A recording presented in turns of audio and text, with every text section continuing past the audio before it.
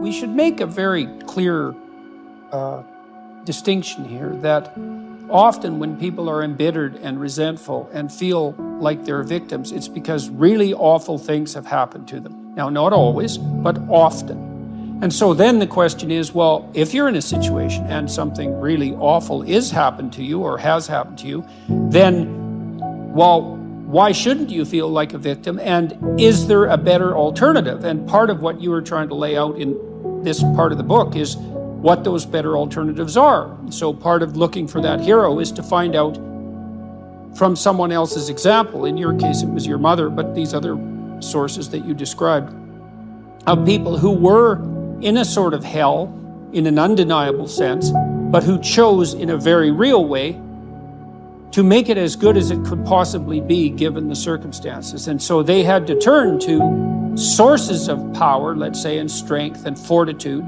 and resilience that weren't, in some sense, obviously associated with the catastrophe. I mean, in your mother's case, it's a pretty tragic situation. She's a young mother, she has young kids, now she has breast cancer, and she fights a losing battle over a period of 5 years.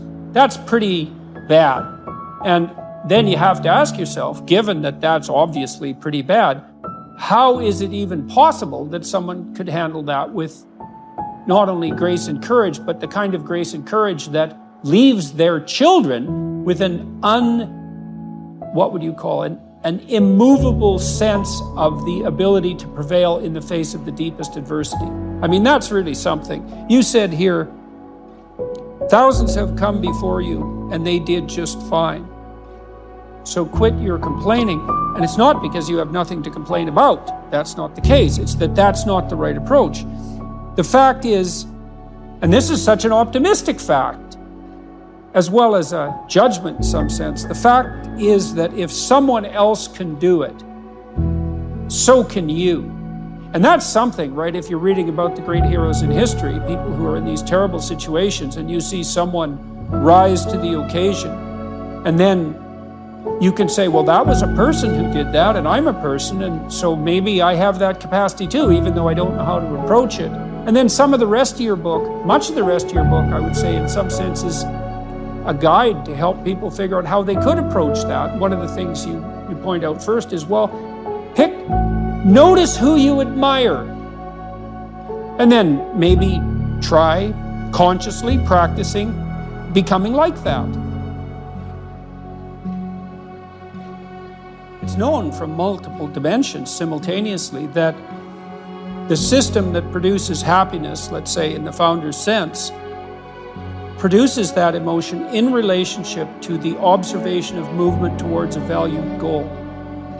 And so you can derive some conclusions from that. The first is that without a goal, there's no happiness by definition, because happiness marks movement towards a valued goal. The next is, well, the higher the goal, the more value there is in the observation of movement towards it. And so out of that, you might ask, well, then what's the highest goal? Because why don't we go for that? Well, then you could say, well, you should do your best for the best.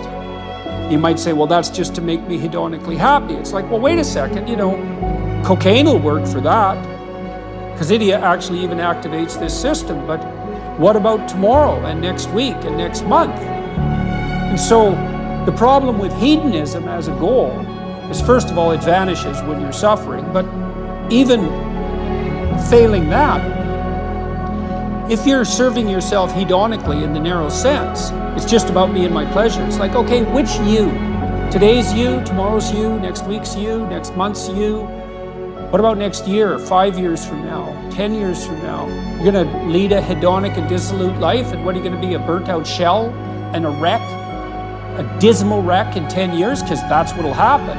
And so if you don't construe yourself as a community stretched out across time, then you're not even serving yourself. And if you do construe yourself as a community stretched across time, then serving other people and serving yourself turn out to be exactly the same thing.